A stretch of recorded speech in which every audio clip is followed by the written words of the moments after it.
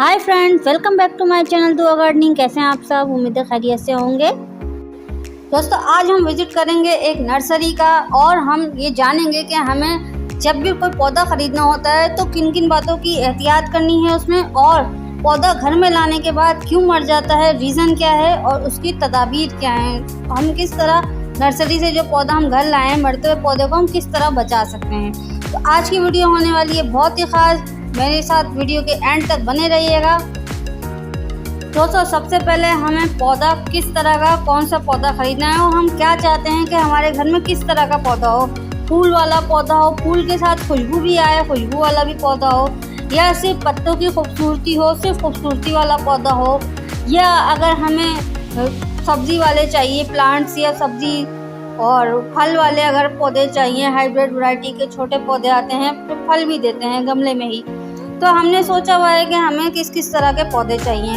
तो वहाँ जाके नर्सरी में हमने पौधे के बारे में पूछना है कि हाँ भाई, ये पौधा कब से गमले में लगा, इसकी एज क्या है, उसकी सेहत देखें आप। जगह जगह उसके कीड़े वगैरह तो नहीं लगे हुए, पौधा मर रहा है या जिंदा है, उसके पत्ते ज़्यादातर पीले या झड़ तो नहीं रहे, ख़राब तो नहीं है।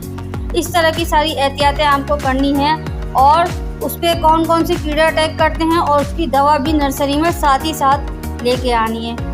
और नर्सरी में उसका रिज़ल्ट कितने अरसे के बाद नर्सरी वाले उनको खाद देते हैं।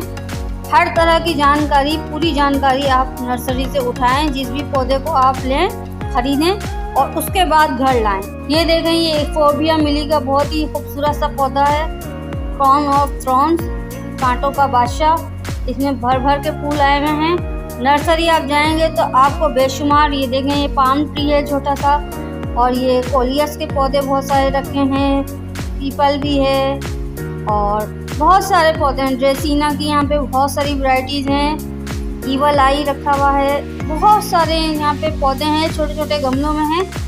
तो अगर आप चाहते हैं बड़े गमले में, तो आप नर्सरी में अपने सामने शिफ्ट करवाएं बड़े गमले में और फिर घर ले आएँ। तो बस इतनी सी एहतियातें हैं, इतनी सी बातें हैं छोटी छोटी, जिनका आप ध्यान रखेंगे तो आपके पौधे कभी भी घर लाके नहीं मरेंगे।